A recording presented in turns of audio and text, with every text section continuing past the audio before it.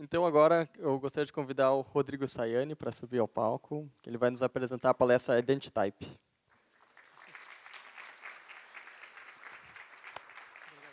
O Rodrigo é uma pessoa que eu admiro bastante, de verdade, não só pela pela qualidade tipográfica, mas eu gosto como ele, pelo um viés um pouco empreendedor, ele consegue viabilizar projetos tipográficos misturando no estúdio de design dele. E viabilizar a criação de projetos tipográficos no Brasil já há alguns anos é um desafio enorme.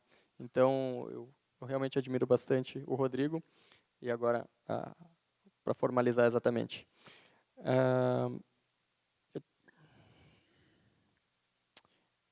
É fundador da Plau, desculpa, administrador pelo Rio, designer gráfico pela Parsons School of Design de Nova York, professor de tipografia e desenho tipográfico na Miami Ed School e o IED, ambos no Rio de Janeiro. Na Plau, atua como designer e designer de tipos, sempre em busca da intersecção entre cultura empreendedora, identidades de marca e tipografia. As fontes e os projetos de identidade visual e tipografia do seu estúdio já foram reconhecidos com o certificado de excelência tipográfica do TDC, Brand New Awards, Tipos Latinos e Behance. Então, uma salva de palmas aí para o Rodrigo. Obrigadão.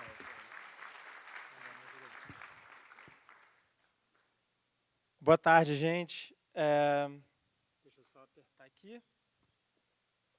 Boa tarde. Alô, alô, todo mundo ouvindo? Só um minutinho. Você consegue ajustar aquela tela para ficar certinha ali, para todo mundo poder ver direitinho? Obrigadão. Temos aí Bill Murray tomando seu cafezinho da tarde. Como é depois do almoço, nada melhor do que um café para vocês poderem despertar. Como o Fábio falou, eu tento trabalhar nos meus projetos na Plau. Primeiro, a gente não é um estúdio grande, somos 4 pessoas trabalhando, 5 pessoas, eu e mais 4 designers. E aí quando a gente tenta emplacar projetos, geralmente os projetos de branding, de marca, que dão certo, são com empresas que estão começando, ou empresas que já têm um tempo de mercado, mas não são Coca-Colas e Samsungs da vida. Então, acaba que a gente consegue trabalhar muito com os empreendedores, direto com os caras que criam a empresa, criam um negócio. Então, isso é muito bom. A Paula Scher já diz isso no livro dela, por exemplo. Ela diz que é sempre melhor trabalhar direto com quem toma a decisão. Quando você tem muitos níveis hierárquicos, o projeto tende a se diluir. E, na verdade, o que eu vim apresentar para vocês hoje, e esse é o nosso site, a gente é uma foundry e faz projetos de marca. E o que eu vim apresentar para vocês hoje, essa é a galera que trabalha. O Minho ainda não tem foto oficial, então ele acabou de chegar aí. Foi meu aluno na Miami, super designer bacana, e está chegando para a equipe. Esse é o da esquerda no topo ali, é o Dani, a Flora e o Champs, ou Lucas Campoy. Eu vim apresentar uma palestra chamada Identitype. Para isso, eu queria perguntar para vocês no começo, qual vocês acham que é o elemento que mais repete na identidade visual de uma marca? E aí eu vou dar algumas opções para vocês e vocês vão ter que me responder. Quem responder ganha um caramelo. C? Claro, né? Estou enviesado para caramba que eu estou no diatipo aqui, mas vocês estão certos. A resposta é C. A gente tem um logotipo que é super pregnante, né? Ele se repete muitas vezes. A gente tem cores, né? Coca-Cola vermelho, por exemplo, que também é pregnante. Mas qualquer mensagem, e hoje em dia ainda mais, como você tem sites e mobile, texto sempre é muito repetido nas mensagens. É o que faz você compreender de fato. É claro que existe o ditado de que uma imagem vale mais do que mil palavras, mas, no final das contas, o que a gente vê é mais de 1 milhão de palavras por imagem, vamos dizer assim. Então, para mim, ou pelo menos no meu levantamento, acho que tipografia é o que mais repete. E aí eu queria só definir o título, porque eu acho que tem muito... no título já diz muito sobre o que eu vou falar. Quando eu falo de ident, a parte de Identitype, a parte de ident, eu estou falando de marca como um conceito mais amplo. Não é necessariamente o logotipo, não é necessariamente o símbolo, é a marca como conjunto de ideias que o cliente tem de uma empresa, produto ou serviço. E aí eu enfatizo que é o cliente que tem que ter essa ideia. Né? Tipo, a gente, como criador de marcas e o dono de negócio, ele vai ter uma série de crenças que ele vai querer impor. Mas, no final das contas, quem tem que realmente compreender a marca e se relacionar com ela é quem usa a marca. Então, isso é muito importante, é um ponto bem importante do que eu vou falar. Então, é o que o cliente percebe. E type, eu estou relacionando com tipografia também num sentido relativamente amplo, assim. Porque você tem tipografia quando você desenha um símbolo, que talvez não seja uma letra, mas existe o pensamento de desenho tipográfico ali. Você tem tipografia quando você faz um lettering para uma campanha, você tem muita tipografia quando você faz um texto para um site. Claro que o significado das coisas que você vai escrever é tão ou mais importante do que a forma, mas aqui eu estou falando da tipografia como o elemento expressivo, a voz da marca, a voz textual da marca. Tá? Então, eu defini Identitype como a tarefa, o desafio de elevar a comunicação visual de uma marca por meio da tipografia. Na Plau, a gente faz muitas marcas e a gente leva tudo muito intuitivamente. A Deia estava falando agora sobre a Sebastiani, que é uma empresa super estabelecida e que tem como base um pensamento estratégico de branding fenomenal. A gente não é tanto assim. Eu me formei em administração de empresas, então alguns desses conceitos meio que vão diluídos no meu pensamento de design. Mas, no fundo, eu fiz o caminho inverso, assim, que eu estudei administração e marketing, todos os termos e jargões, e depois eu me apaixonei por design, e com a paixão pelo design, hoje, eu acho que se a estratégia não tiver resolvida num visual, numa coisa, numa elemento visual que realmente encante ou responda àquele problema que a gente está tentando resolver, para mim não valeu de nada nenhuma estratégia. Então, eu tento fazer tudo meio que misturado e, de certa maneira, enfatizando bastante a qualidade gráfica, até mais, de repente, do que a estratégia, porque quando a qualidade gráfica está boa, talvez você consiga voltar e rever a estratégia se for necessário. Quem aqui duvida de que marca tem personalidade? Por favor, levanta a mão. Não, né? Tipo, marcas são feitas por pessoas. E tem gente que chama marcas de gente. Você tem que falar como se você fosse um amigo da pessoa, certo? Eu acredito bastante nisso. Acho que uma maneira muito interessante de você pensar marca é você pensar que você está trocando uma ideia. Tem um artigo da Lendor que o cara tenta explicar a marca para o filho. E ele explica de um jeito que trata como gente, assim. Vale a pena ler esse artigo, acho que está no final da bibliografia. Os slides vão estar disponíveis para vocês depois. Então, beleza, marcas têm personalidades. Mas como é que a gente define a personalidade da marca? Beleza, o CEO da empresa tem uma personalidade X, e geralmente com o tamanho de projeto que a gente trabalha, eles vão definir muito do que é a personalidade da própria empresa. Então, se eu tenho um CEO rebelde, é possível que essa marca tenha uma personalidade mais rebelde, por natureza. É claro que se ele estiver criando um produto que não seja rebelde, a gente vai ter que trabalhar bem mais, e talvez seja bem mais difícil de emplacar uma personalidade que talvez não seja a voz daquele cara. Né? Então, existe no branding algumas ferramentas. Tá? E aqui eu estou fazendo muito um protótipo. Eu peço que vocês entrem nessa viagem comigo, porque é o meu pensamento de como eu racionalizo como é que a gente faz projeto na Plau. E como é que eu acho que pode ser uma ferramenta interessante para vocês aplicarem na vida de vocês também. Como é que a gente traça o perfil psicológico de uma marca? Certo? Aí eu fui pesquisando, tá? Porque eu também era muito intuitivo, isso era muito, etéreo para mim. E eu venho ouvindo muito esses conceitos dos meus próprios clientes, que estão ficando cada vez mais espertos e inteligentes, e todas as informações estão aí. Então, as pessoas começavam a falar os jargões, eu falava, cara, legal, isso já está um pouco no pensamento que a gente usa, mas não está formalizado, a gente vai fazendo. Uma dessas ferramentas é arquétipos, certo? Quem aqui sabe o que são arquétipos? Eu vou abaixar minha mão, que até outro dia eu não sabia também. Alguém sabe o que são arquétipos? Levanta alto, senão eu não vou enxergar. Beleza. Arquétipos. Então, vamos aprender junto mesmo, porque para mim foi isso. Arquétipos é um conceito que Jung identificou, mas muitos outros pensadores já identificavam isso nos traços da personalidade humana, e eles pegaram esses conceitos. Por exemplo, pensa nos seus amigos. Você tem aquele amigo que é o brincalhão. Ele é definido por aquela personalidade.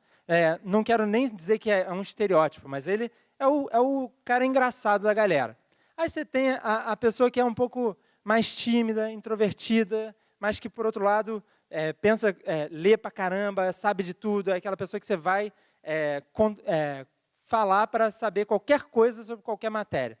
Isso são meio que arquétipos, que formam histórias que a gente entende e consegue se relacionar de um jeito muito fácil. É como se você iconizasse cada tipo de pessoa, certo? Então, Jung pegou esses conceitos, chamou eles de arquétipo. Em seguida, vamos lá, 1919, mais ou menos, 2001, em seguida, assim, muito tempo depois, uma dupla de pesquisadoras que trabalhava em grandes marcas meio que formalizou isso aplicado a empresas. Então, a Carol Pearson, a Margaret Mark, pegaram isso, fizeram um livro chamado O Herói e o Fora da Lei, e definiram os arquétipos corporativos, vamos dizer assim. Estudaram N marcas e definiram esses arquétipos corporativos. Arquétipo é isso, é uma descrição elementar, ou fundamental de uma pessoa, ou coisa, ou evento, enfim. Você vê muito arquétipos em cinema, quando você tem uma história que você... Por que você chora num determinado filme? Porque a história se conecta com alguma coisa que você se relaciona também, que você já viveu ou que você almeja viver, certo? Com isso, a gente consegue se relacionar com essas histórias muito facilmente. E uma marca que quer se disseminar tem que, de certa maneira, mesmo que intuitivamente, usar esses conceitos para poder montar e criar histórias, se possível, e claro, que sejam verdadeiras, que sejam autênticas, que não sejam um grande caô, para fazer a coisa ser crível e para todo mundo entrar na viagem deles, certo? E elas vivem no nosso inconsciente coletivo, ou seja, todo mundo aqui, de certa maneira, tem arquétipos meio que arraigados no nosso cérebro, tá? Beleza. Esses arquétipos são 12, tá? Se tiver difícil de ler, o próximo slide vai definir melhor. Mas você tem 12. Por exemplo, o aventureiro. A motivação principal de um arquétipo de um aventureiro é buscar a liberdade, certo? E aí, cada uma delas tem uma motivação e nuances, tá? É muito mais profundo do que talvez eu vá apresentar aqui. Talvez vocês entendam como estereótipos, mas não entendam assim. É bem mais profundo mesmo. E, no final das contas, existe uma busca maior. Por exemplo, segurança, o inocente, o sábio, o aventureiro, no fundo, se relacionam muito com uma busca espiritual dele com ele mesmo, por exemplo. Talvez o prestativo, o soberano e o criador, eles queiram controle, queiram estrutura. Enfim, e por aí vai. Aqui tem algumas características clássicas, se vocês quiserem ler rapidinho. Por exemplo, inocente, ele tem uma visão meio poliana da vida, ele está olhando a coisa sempre pelo lado positivo. Então, o lado negativo disso é que talvez ele reaja muito a quem dê a real, mande a real para ele falar, ó, vamos voltar à Terra aqui, vocês estão viajando, não é bem assim. Então, ele vai reagir, talvez. O herói é o arquétipo clássico da Nike, é o vitorioso, é o cara que está buscando se superar, é a pessoa que quer realmente, sei lá, mudar de vida por meio de grandes vitórias e talvez competitividade e também abraçar o mundo, deixar uma marca, enfim. E aí você tem 12 desses com diferentes características e isso tudo pode ser aplicado para marcas e eu vou dar alguns exemplos aqui, enfim. Mas, beleza, existe isso. É uma coisa que até outro dia para mim era uma coisa um pouco intuitiva, mas que eu vou mostrar depois como é que a gente está revendo. Aí, beleza, aí a gente começou a ver assim, pô, tem certas marcas, esse livro fala assim, tem certas marcas que tem aquele borogodó que a gente não sabe de onde vem, sabe? Tipo, qual é o borogodó dessas marcas aqui? Todo mundo sabe mais ou menos quais são, talvez não saiba uma ou outra, mas algumas muito bem, né? Essas têm um elemento assim que nenhuma outra tem. Talvez os concorrentes não tenham. Pensa Microsoft versus Apple. Pô, a Apple tem uma dominância, pelo menos na mente de quem fala sobre a Apple, todo mundo vê moralmente, ou sei lá, de alguma forma, a Apple é mais criativa, ou é mais cool, enfim. A Microsoft pode ser outras coisas em relação à Apple também, mas elas meio que ganham o amor incondicional dos consumidores. E assim, esse livro se presta a dizer assim, isso porque eles usam constantemente, durante muito tempo, um arquétipo bem definido, certo? Então, por exemplo, a Timberland, que é essa da esquerda do meio, ela mexe com o nosso arquétipo aventureiro, nossa veia aventureira. Então, você pode estar usando uma bota da Timberland para trabalhar, mas no fundo, você, como pessoa, você está almejando estar na estrada. Assim, muitos carros têm que vender esse conceito de aventureiro, porque eles são usados na cidade a 5 km por hora, em São Paulo, né, 50 km por hora na marginal, difícil, né?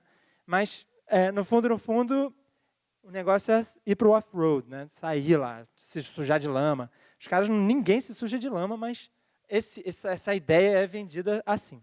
Então, com isso, eles constroem esse mundo que a gente cai. A gente vai e abraça esse mundo de um jeito bem legal. Certo? Por isso, elas se transformam meio que em ícones corporativos. Então, você fala em vitória, just do it. A Nike vai ser claramente a ganhadora daquele espaço na cabeça do consumidor. Certo?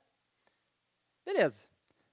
Mas, será que dá para fazer isso com letras, com tipografia? Será que a comunicação de marca tipográfica, textual, pode se beneficiar desse pensamento de branding?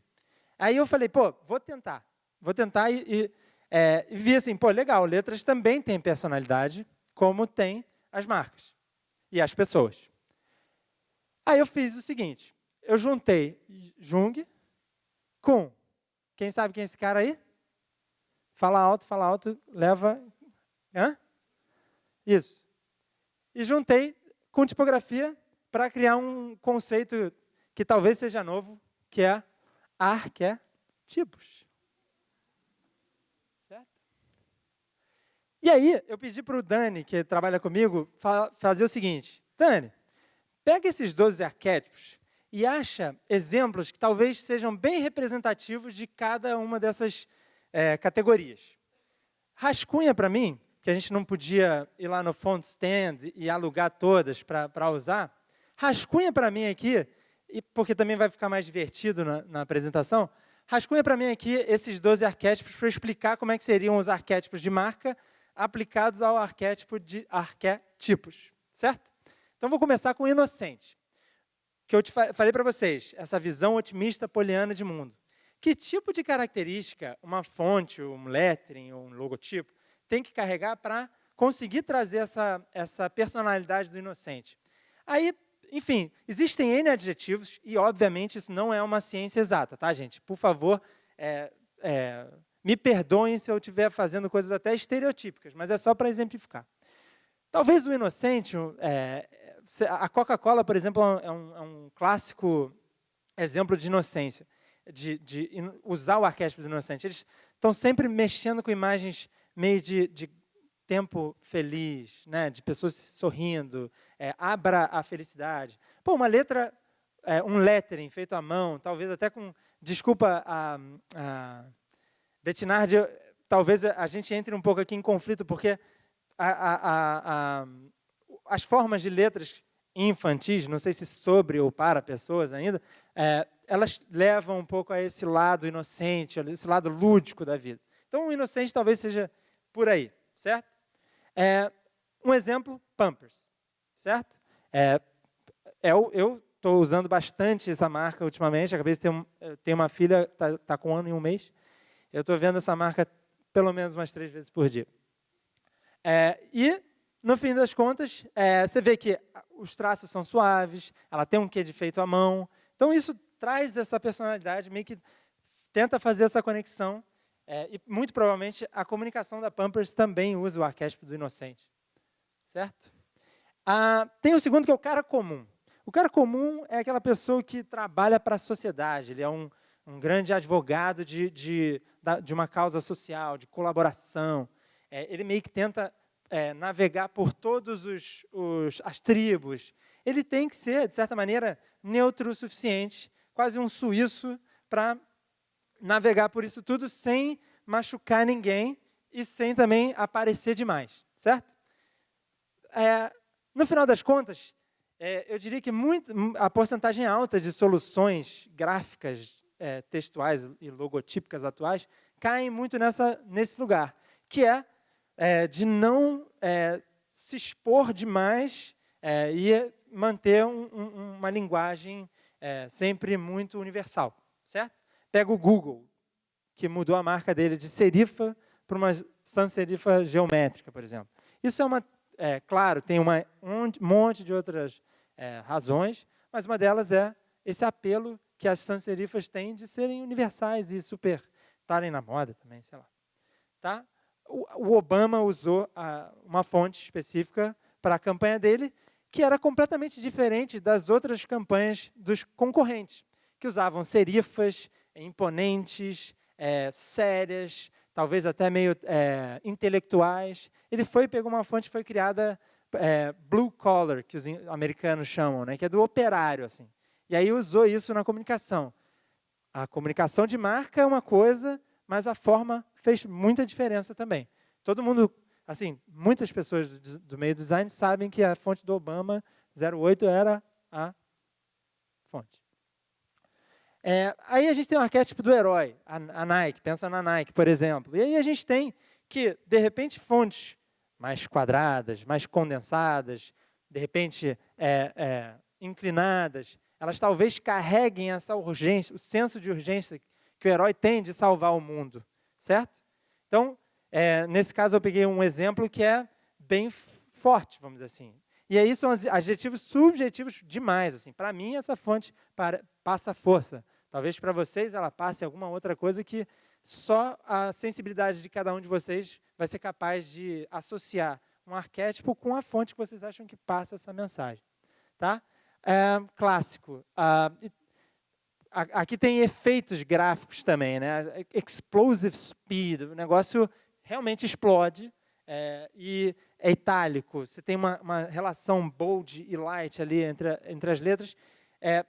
Óbvio que a imagem também ajuda, mas se vocês não tivessem essa imagem, talvez já sentissem que era alguma coisa de esporte, alguma coisa de sei lá, busca, ou poderia ser um filme de ação, sei lá. Isso tudo tem muita relação com esse arquétipo, certo?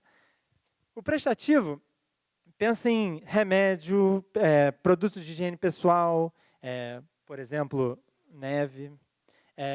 Ele tem que ser, de certa maneira, suave. Ele tem que se mostrar parceiro. Ele tem que estar ali para você, para te ajudar. Então, de repente, letras mais arredondadas, letras que remetem a um alfabeto mais, talvez até infantil, porque traz, de novo, essa associação com uma coisa confortável, uma coisa suave, certo? O aventureiro ele pode se dar o luxo de sair da rotina dele um pouco, buscar características inusitadas.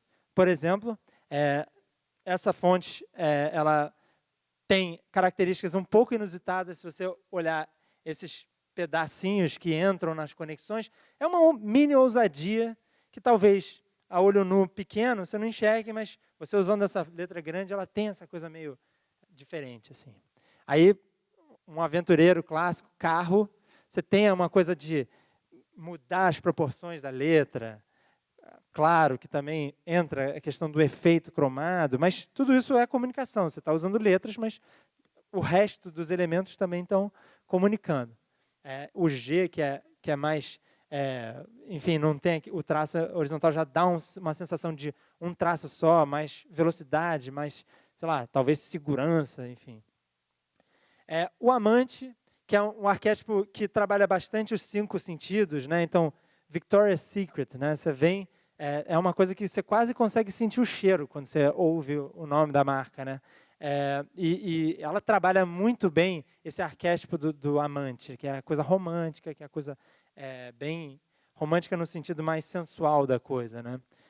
E aí, por exemplo, você usar... É aí que entram, tipo, Vogues e revistas de moda que usam letras super sensuais, enfim. Elas estão tentando ativar a parte do seu cérebro que se conecta com essa coisa sensual e vívida que você quer passar. O rebelde da... cadê a Luísa? Cadê a Luísa? Luísa é uma grande rebelde, está fazendo uma fonte contraste invertido.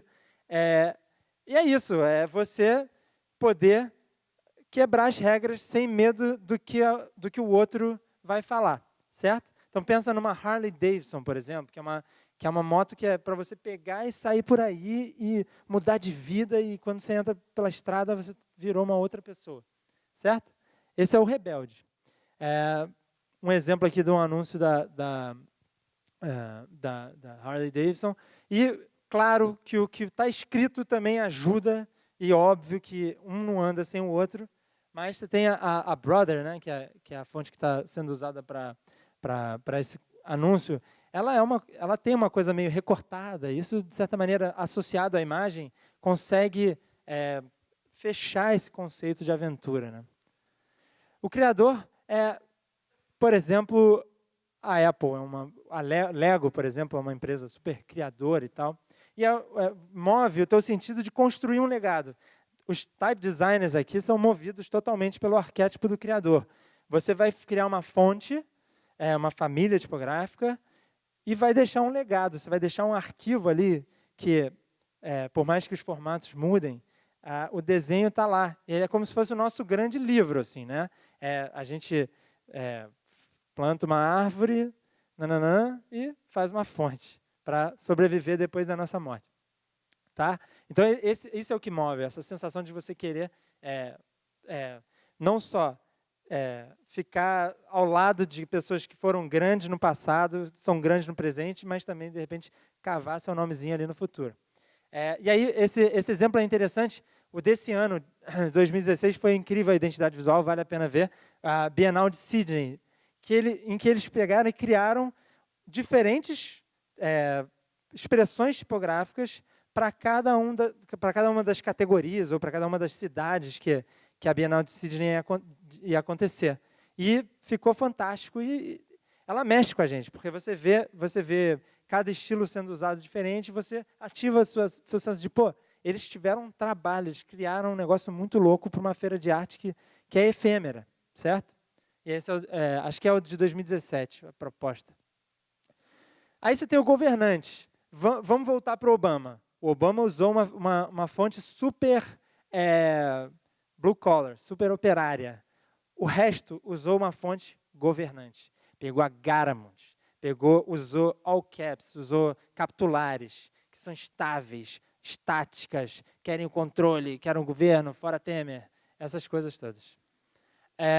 A Godiva é um exemplo, por exemplo. Você tem uma coisa, ela quer dominar como se fosse o líder do mercado.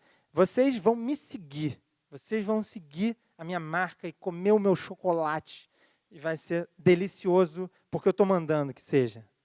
Certo? O mago é aquele cara que você não sabe, é a pessoa que faz coisas incríveis que você nem sabe o que aconteceu. Nesse exemplo, você tem duas formas geométricas que se conectam. Por acaso, elas leem como uma letra A, mas se você for no detalhe ou ver o resto, você vai ver que, que mágica, né? A Blene da Automag tem isso também, esse senso de maravilha, né? Esse sense of wonder, assim, né? De, como é que ele fez isso e tal. Não podia ser diferente, galera. Foi um pouco criativo aqui na relação do mago com o mago, né? Foi mal. O sábio, ele tem a sede de conhecimento, ele tem a sede de disseminar cultura. O Google é uma empresa tipicamente sábia, que quer disseminar, quer fazer o mundo ser mais próximo, mais presente, todo mundo poder conhecer. Aqui é um exemplo de uma letra super legível, super tradicional, talvez usada em livros, e etc., etc., porque é essa coisa da sede do conhecimento. Hoje em dia, cada vez que as décadas passam, talvez os arquétipos evoluam de acordo com técnicas, conceitos culturais, enfim. Até outro dia, as serifas eram consideradas as mais legíveis. Hoje em dia já se usa tanto as sem serifas em sites, porque considera que o hinting delas é melhor. Enfim, um monte de coisa. Uma capa de livro usando esses elementos. E o comediante é o que não se leva a sério. Esse é o último, galera, prometo. Ele não se leva a sério. Ele se permite rir dele mesmo. E aí tem um exemplo de uma fonte. Quem sabe que fonte é essa? Não, sorriso não serve, serve resposta. Hã? Qual? Putz, não é, galera. Quem ganhar, fala comigo depois. Quem souber, fala comigo depois. Não pode ser type designer, tá? Proibido. Tá bom. Depois, quem pode me responder em inbox. Manda inbox. E aí, aqui a gente tem... Não é uma Comic Sans, mas é uma fonte que não se leva a sério. Ela se permite... É um lettering, talvez, né? Desculpa. Mas é um lettering que se permite brincar. O anúncio... Oktoberfest. Meu primo está no Oktoberfest da Alemanha hoje. Já mandou uma foto com a cara assim, tipo... A cara mais feliz do mundo. Quase que eu boto a foto dele aqui, mas eu me segurei.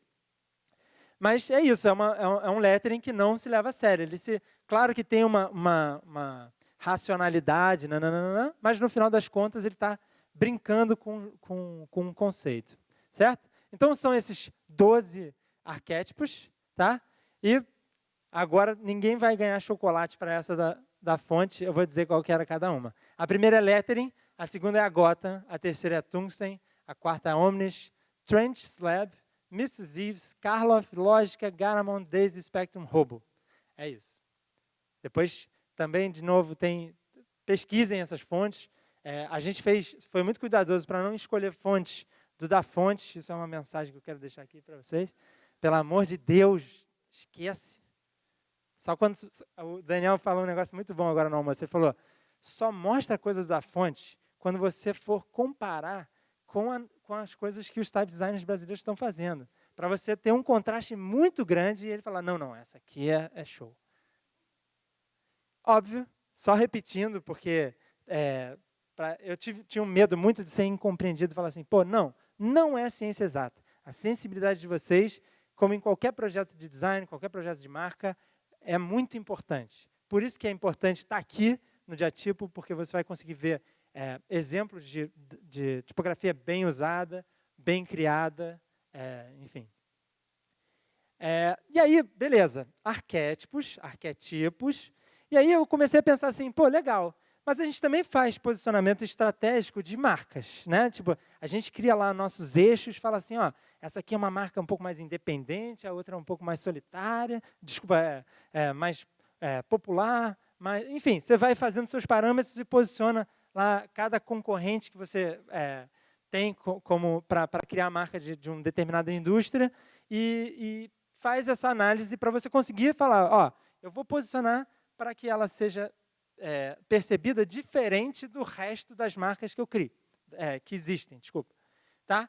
E aí eu falei, vamos tentar aplicar o posicionamento tipográfico. Só vou mostrar 2 ferramentas para vocês, gente, mas devem ter muito mais, e como eu te falei para vocês, é um protótipo e, de repente, eu crio mais coisa até domingo, sei lá. Então, vamos lá, foi mal. Eu sei que acabou o almoço, mas é importante aqui. No eixo, a gente tem a solução que o designer deu para aquele problema, tá? E aí a coisa vai do zero, ou seja, uma solução muito neutra, quase como cara comum ali no estereótipo, no arquétipo, perdão, até expressiva, certo? Até uma solução super expressiva. No outro eixo, a gente tem o público, com quem a gente está interagindo. E aí a gente tem um público muito específico, ou seja, um nicho, né? Tatuagem, sei lá. Um nicho que, claro que é mega amplo, talvez depois vocês me dão um exemplo melhor de nicho, que eu estou, sei lá. E abrangente, por exemplo, o Google, que tem que falar com pessoas de 589 mil culturas diferentes e jeitos de pensar diferentes. Tá? E aí, como é que se desenha a curva que vai, por exemplo, de neutra a expressiva, específica e abrangente? Como é que funciona essa curva? Eu vou tentar exemplificar. Para mim, ela acontece assim. E eu vou explicar. Quanto mais abrangente é a marca, mais neutra é a solução que o designer geralmente dá. Tá? Então, por exemplo, Google, sei lá, Apple, eles usam uma fonte sem serifa neutra, porque é legível, qualquer browser vai conseguir ler. Você tem uma série de características que fazem com que ela possa ser compreendida por esse público amplo. Não necessariamente isso é a solução perfeita. Talvez, por todo mundo fazer dessa maneira, você possa fugir a essa curva. Quando você tem um público muito específico, você pode se dar o luxo de ser expressivo. Você pode se dar o luxo de viajar e entender que aquele público vai te entender. Você conhece tão bem o teu nicho que você fala a língua deles sem muito medo. Né? Enquanto que talvez isso aconteça até com quem faz marcas. E eu sinto essa dificuldade quando eu faço marcas para coisas mais abrangentes. Você não tem para quem você vai falar. A persona pode ser, cara, uma criança, pode ser um adulto que não teve escolaridade, um outro que fez 500 milhões de cursos fora. São culturas completamente diferentes. Então, você vai para um caminho que meio que resolva todos mais ou menos bem. Ok. Então, oi? Sério? Ah, tá bom. Puta, vou passar muito. Não, mentira. Está acabando essa parte, de repente eu passo rápido pelos exemplos. Então, as soluções acontecem meio que nessa curva. Tá? Mas você tem os caras que são os pontos fora da curva, que, de repente, são os que pensaram em diferenciar a marca de fato e não só fazer a marca conviver com outras. Tá? Ponto. Um exemplo. O Airbnb, quando começou, ele era uma marca que não tinha... Primeiro, eles não sabiam, como toda startup, eles podiam pivotar. Podia ser qualquer coisa. De repente, o Airbnb, que era sei lá, aluguel de cama, podia ser qualquer coisa até aquele ponto. Mas o tempo passou e, eventualmente, ele virou um negócio global, abrangente, com um público bem abrangente. E aí a solução foi o quê? Aí é expressiva, né? Um lettering, na verdade é uma fonte, mas que imita lettering, modificada, cheia de efeito, uma coisa que para impactar o novo entrante desse mercado. Certo? Mas com o tempo, eles ficaram abrangentes, começaram a ter medo de parecer muito cool demais para quem quer uma pessoa mais conservadora do mercado financeiro que quer viajar com a esposa. E aí fizeram uma coisa um pouco mais neutra. Criaram um símbolo, muito legal, por sinal, com série de aplicações colaborativas, mas a expressão tipográfica do logotipo é muito neutra, certo? Uma sem serifa, bastãozinho, e lá. Então, eles fizeram isso aqui. Foram de específico no público e expressivo na solução para um abrangente e neutro, certo? Isso é para vocês poderem falar assim, para vocês poderem ter consciência disso, talvez. Que a gente faz isso inconscientemente, mas é legal quando a gente começa a pensar sobre isso. E aí, 5 minutos finais, eu cheguei até a preparar um slide para quando tivesse com pressa, mas veio muito antes. Aí eu peguei os projetos da Plau mais recentes e associei aos arquétipos. Isso é claramente um negócio que eu fiz depois de ter criado as marcas, tá, gente? Vou deixar bem claro isso. Eu não vou falar que eu fiz isso aqui, não, pensei aqui no arquétipo do inocente. Não foi o caso. Mas a Dariquim, por exemplo, são uma dupla de arquitetos que viajam para a canastra e buscam os queijos mais incríveis da terra. Então, tem essa coisa da visão positiva de Minas, na coisa de voltar para as raízes, etc. Então, o arquétipo do inocente funcionava muito bem. Não à toa, a gente criou uma solução tipográfica que é um lettering, que é uma coisa manual, tem um quê de feito à mão, certo? E aí o que a gente fez foi aplicar isso com outros elementos que ativassem mais esse arquétipo, que a gente só sabe agora, que a gente já estava ativando esse arquétipo, mas aí a gente criou uma ferramenta tipográfica para eles e fez, que é essa fonte chamada Dariquim, e aí a gente fez uma feature OpenType para eles, que eles tinham feiras, em que eles precisavam dizer quanto do queijo eles tinham. Então, a fração virava o queijinho. E a feature OpenType a gente chamou de queijinho, que eles falam tudo com mineirês. Certo? A Mocato é um outro exemplo que tem um pouco de inocente, porque também tem uma coisa de ir nos melhores produtores de café, só que ela tinha um pouco mais de ela estava trabalhada um pouco mais no rebelde, talvez até aventureiro, foi o que eu coloquei. Né? Tá vendo como eu estou aprendendo ainda. E aí a Mocato, ela queria competir com a Nespresso. A Nespresso já tinha a dominância total do arquétipo do governante. O George Clooney, o garoto propaganda. Ela tem a coisa de ser o líder, não tem? Ela é a líder. Se a Mocato pegasse 1% do mercado da Nespresso, eles estavam ricos, certo? E a gente criou uma fonte para eles, o logotipo a gente criou, fazendo um clash entre o tradicional e o moderno, que é a arte urbana, que usa stencil como forma de arte, e o tradicional, que era como eram impressas as sacas de café para marcar data de torre, etc, etc. E aí aplicou isso tanto em vários momentos da marca. A gente criou essas embalagens que usam as letras que a gente criou, que é a Mocato Stencil, que está aqui, para mostrar essa atitude da marca Stencil, inovadora, e ao mesmo tempo super clean e da cidade grande, vamos dizer assim. Tá?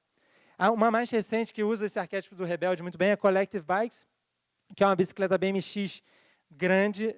Eu já tinha feito um projeto que era para BMX desse tamanho, agora virou para uma galera nova ainda, com seus 14 anos, mas que já está querendo ingressar no mundo real da BMX de verdade. Assim.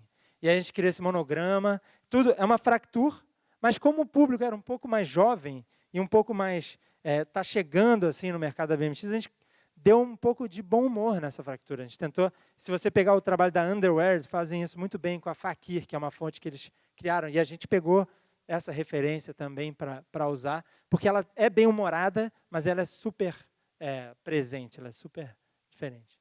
A gente criou as bicicletas, vamos passar rápido. Esse GIF que a gente penou para fazer, mas deu certo, ficou bonitinho. A Leblon Arquitetura, que é uma empresa de arquitetura do Leblon, ou seja, pensa montanhas, mar, nananana, mas queria ser uma empresa de design nórdico. Então a gente criou a coisa mais neutra do mundo e a gente criou uma fonte chamada Leblon Arquitetura na época, mas que agora vai virar uma fonte chamada Odisseia, que a gente vai criar. E a gente usou, nessa é bacana, falta pouco, galera, juro. Nessa é muito bacana porque a gente usou o conceito tipográfico para criar a marca deles. Então, Leblon, a gente pegou a palavra Leblon, e arquitetura você dispor de elementos no espaço que preencham e façam com que o que está preenchido e o que está vazio se conversem harmonicamente. Qual outro elemento de design faz a mesma coisa? Tipografia. Você está sempre numa briga entre escuro e claro, certo? E aí a gente pegou as contraformas da palavra Leblon, usada com a Avenir, que é a fonte mais neutra que a gente gostava, e aí criou esse jogo de contraformas que foi aplicado depois no cartão de visita, e aí usando a fonte a Odisseia, e aí criou o alfabeto todo, tem 4 pesos, comprem a Odisseia eventualmente quando ela sair, usou isso na marca, enfim, nas aplicações. A Coralinda, cara, eu só esqueci de falar uma coisa, essa fonte foi eu que criei. Para mim, eu não precisava nem estar aqui e falar, gente, olha só, esse é o meu trabalho, mas o trabalho de design gráfico de outro nível foi do Bayer, da galera do Diatipo. Muito obrigado, fiquei arrepiado mesmo. A Coralinda é uma empresa, uma loja de sapato. Essa aqui são alguns estudos. A gente queria um pouco essa coisa romântica, enfim, feminina, essas coisas todas. Aqui é o rascunho original da fonte, do lettering, né, que depois gerou a fonte que está aí. Esse aqui é o clássico screenshot do Glyphs aqui. A Giz, que é uma marca de revista de arquitetura, que a gente pegou a ideia de Cobogó e trouxe isso para cá. O arquétipo aqui talvez seja do criador. Aí criou também uma fonte que eles puderam usar na revista. Aí uma fonte super limitada, né? Só A a Z, só para eles poderem usar como capitular. O que mais? Para de funcionar. Oi? Cortaram, né? Gente, e para finalizar...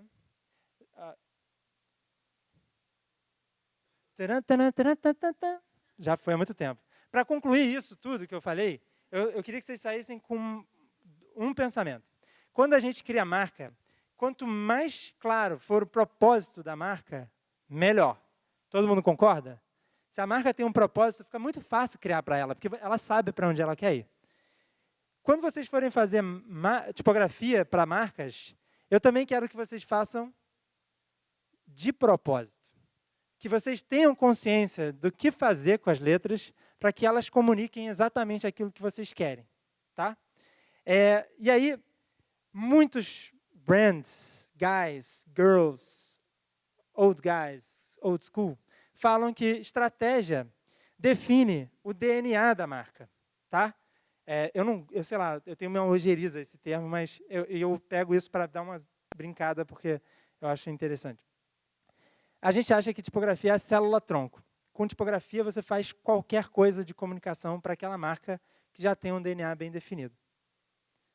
Tem um workshop, dia 29 e 30, em Campinas, vai ter um workshop para falar sobre isso, para criar a partir desse pensamento. Divulguem, participem, falem comigo, etc. Esse aqui é o site, está acabando, galera, desculpa. Muito obrigado. Dá uma olhada no site, manda e-mail, sinal de fumaça. Muito obrigado por Diatipo, foi um baita prazer estar aqui. Daqui a pouco eu volto.